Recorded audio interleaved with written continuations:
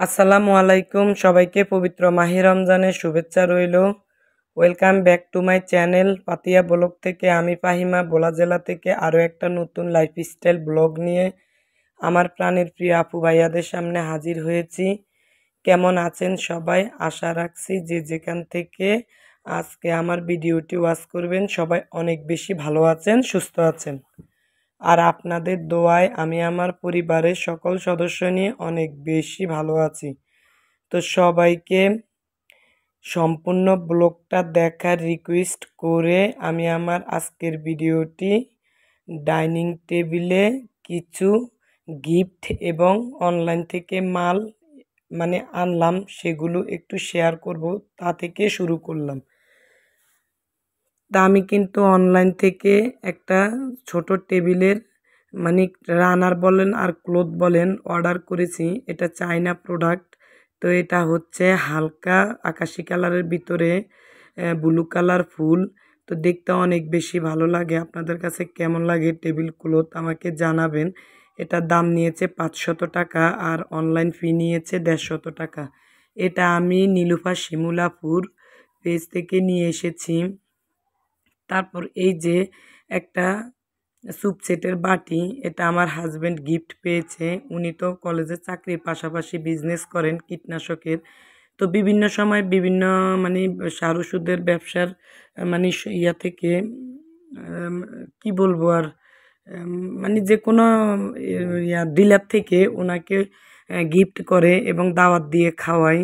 তো এই 6টা বাটি আর বড় একটা বাটি 7টা বাটি দিয়েছে। তো এগুলো হচ্ছে আরএফএল মানে ইতালিয়ান কাচের। তো দেখতে বাটিগুলো অনেক বেশি পছন্দ। এছাড়াও আমার এরকম 4 সেট বাটি আছে। তো এটা নিয়ে 5 সেট হয়েছে। তারপরে বাটিগুলো কিচেনে নিয়ে আসলাম। তা আমি কিন্তু টাইটেলে বলেছি যে মানে এই রমজান মাসে কিভাবে কোন টিপস ফলো করে কাজ করলে নির্দিষ্ট টাইমের ভিতরে কাজগুলো শেষ হয়ে যাবে, সাথে রান্না বান্না এবং ইফতারও তৈরি করতে পারবেন, আবার ঠিকঠাক মতো নামাজ রোজাও করতে পারবেন যদি এই টিপসগুলো আমার ফলো করেন। আমি কিভাবে কোন সময় কোন কাজটা করেছি, আশা রাখছি আপনাদের অনেক বেশি উপকার হবে।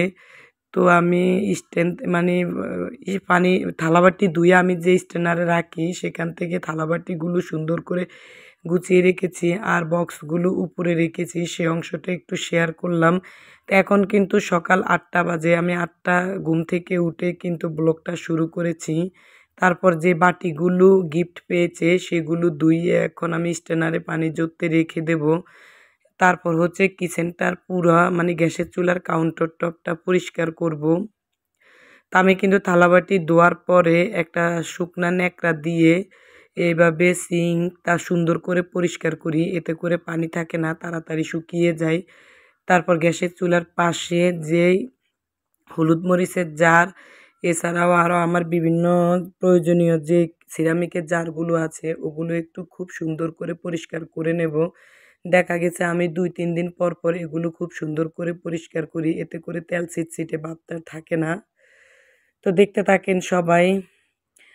তো যারা আমার ভিডিওটির সাথে আছেন এখনও কিন্তু একটা লাইক দেন নাই, প্লিজ আমার প্রাণের প্রিয় আপু ভাইয়ারা একটা লাইক দিয়ে দিবেন। আপনার একটা লাইকে পারে আমার এই চ্যানেলটা আপনার মতো অনেক প্রিয় আপুদের কাছে পৌঁছতে।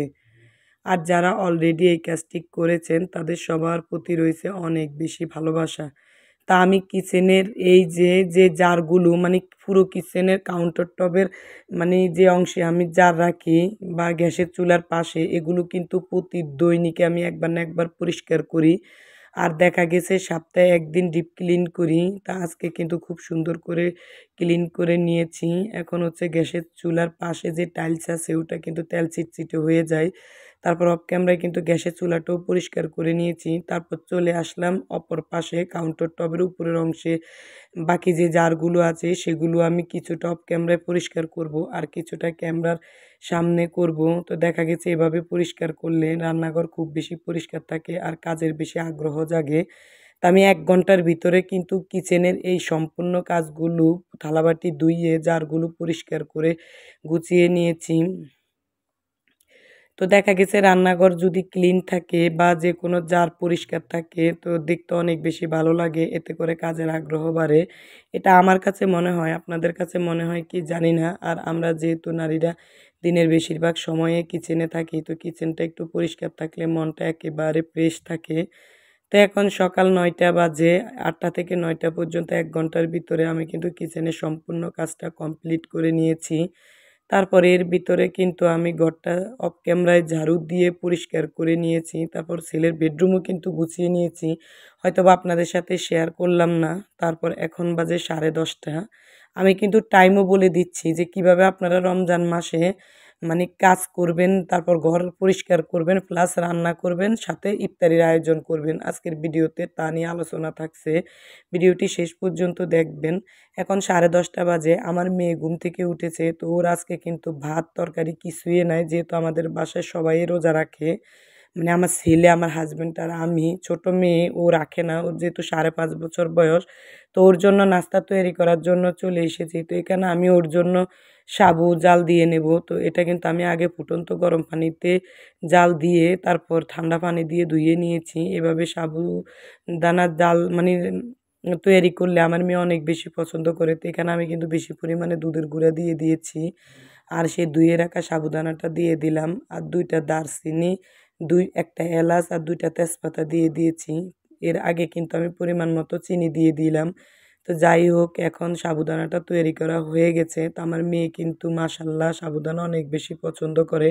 তারপর ওর জন্য 2টা কলা আর 1 থোকা আঙ্গুর আমি আগে ধুইয়ে রেখেছি। এ নাস্তেও খেয়ে নেবে। তবে এর ভিতরে কিন্তু ডিম সিদ্ধ আছে, সেটা হয়তোবা ক্যামেরায় আর দেখালাম না। তো দুপুরে কিন্তু আমি তাড়াতাড়ি রান্না করব, যেহেতু ও ছোট, তাড়াতাড়ি ভাত খাবে সকালে, যেহেতু ও নাস্তা খাবে আরই। তারপর চলে আসলাম বেডরুম গোছানোর জন্য। এখন কিন্তু 11:30 বাজে। তো বেডরুমটা আমি অফ ক্যামেরা অনেকটাই গুছিয়ে নিয়েছি। তারপর ফার্নিচারগুলো আমার বেডরুমের পরিষ্কার করে নিয়েছি। আর জামা কাপড়গুলো আমি ওয়াশরুমে হুইলের গুঁড়ি দিয়ে ভিজিয়ে রেখেছি।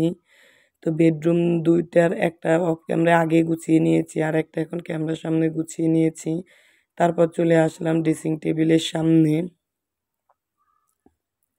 তো ড্রেসিং টেবিলটাও কিন্তু আমি খুব সুন্দর করে পরিষ্কার করে নিয়েছি। তো এখন আমি সুন্দর করে ড্রেসিং টেবিলের উপরের অংশ যে মানে রিয়েল প্লান্ট রাখি, সেগুলো খুব সুন্দর করে গুছিয়ে রাখলাম। এখানে আমি একটা মানি প্লান্ট গাছ পানিতে রেখেছি, আর একটা সিনেক প্লান্ট।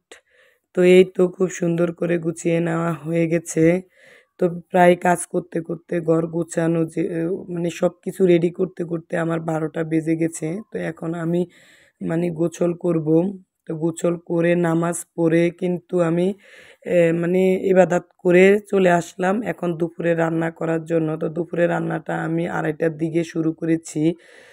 যেহেতু এর ভিতরে কিন্তু আমি 1:30 মানে 1:50 প্রায় 1:30 কাজ শুরু করেছি। সব কিছু কেটে ধুয়ে রেডি করে নিয়েছি। তো এখন আমি কিন্তু ডাল অফ ক্যামেরায় রান্না করে নিয়েছি, আর হচ্ছে ডিম সিদ্ধ করে নিয়েছি। তো ডালে আমি মানে বাগার দিয়ে নিয়েছি, আর ডিমটা হালকা ভেজে নিয়েছি। তো ডিম ভুনা করব আজকে। আমার চ্যানেলে কিন্তু ডিম ভুনার রেসিপি আছে, চাইলে আপনারা দেখে নিতে পারেন। তো সম্পূর্ণ ভিন্ন পদ্ধতিতে সবসময় আমি রান্নার রেসিপিগুলো আপনাদের সাথে শেয়ার করি। তো এখানে বেশি পরিমাণ পেঁয়াজ কুচি করে দিয়েছি, আর একটা দারচিনি আর 3টা তেজপাতা দিয়েছি।